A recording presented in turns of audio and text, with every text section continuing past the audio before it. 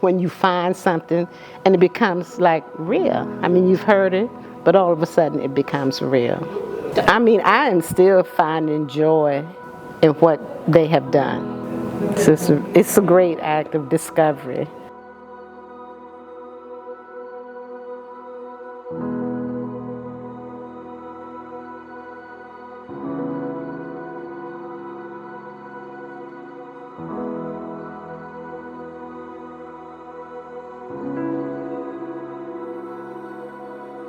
So in 2016, when the village started, there were community members and educators and people from all across the community who came out, and the word quickly spread about the work that we were doing and the concerns that we had for the students in WJCC schools, and the folks from William and Mary, individuals, came on board.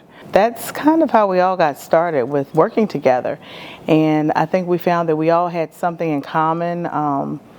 And it just grew into this work where it extended to the local Black Histories Project to be able to elevate the stories of African Americans in our community, and the contributions that the students have made is just endless. The leaders of the village, Jackie Williams and Philip Kennedy, they just had a million ideas of the kind of change they wanted to see in the community. To do research, to collect oral history, to create dialogue in the community about the hidden Black histories that weren't being discussed.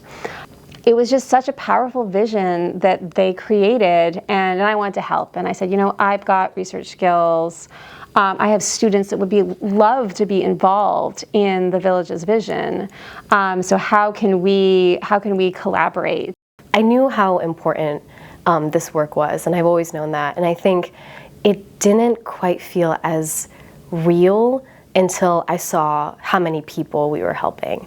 What I was doing last summer was editing oral history videos, so they're in kind of like nice bite-sized pieces so they can go on our website pages. Last summer I worked a lot with members of the Lee family for the local Black Histories Project. I also attended the Williamsburg Juneteenth celebration last summer, which was awesome because I had been working on oral histories with the Lee family, and I was finally seeing them in person, and they had no idea that I just spent hours watching their video. And I felt I remember Molly going up to one of the descendants with me, and I was starstruck. I couldn't even speak. I got involved last year. I started doing oral histories last April to do some research on Black-owned land loss in this region of Virginia. Found out about this descendant organized project. Mary Lassiter had organized her family members to tell the story of the displacement of her ancestors from the reservation. They are incredible community historians and work to do genealogy, and had already done so much work to gather materials. Rosa Lee, she had already done research at the National Archives, and she had gone in with her daughter to look for testimonies from the court hearings that happened at Yorktown.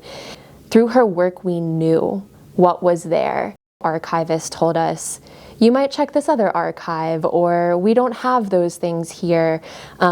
We knew to continue pursuing these documents because of the work that Rosa and other descendants had done.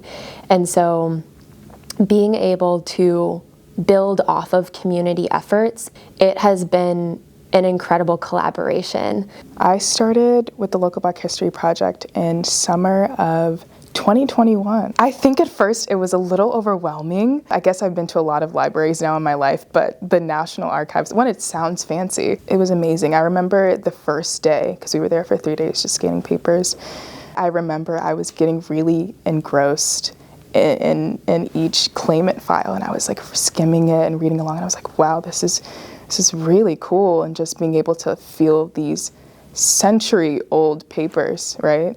It truly felt like I was touching history, because I was. This project has been an amazing way to offer my knowledge and my skill set to people who find those things useful. So it's been life-defining in terms of helping me realize my calling, I think, and my vocation. It helped me build my confidence as a student, as a learner, as a leader. And I think that the Local Black Histories Project and being so embedded in like community learning and collaborative learning has showed me that you can do all these really, really cool things alongside people who are working towards the same goal and they want to help you. Between each visit to the archives, it was like, I just can't wait for them to get back. I can't wait to see what they have found. Very emotional. I don't know if I actually cried when I saw it, but I know that the tears welled up. And throughout this whole thing, I've just kept thinking, I just wish that our ancestors had been able to see this, to see the documents, see the pictures. They didn't get an opportunity to see that, and I'm just so grateful that we're able to see it at this point. So it has just meant so much.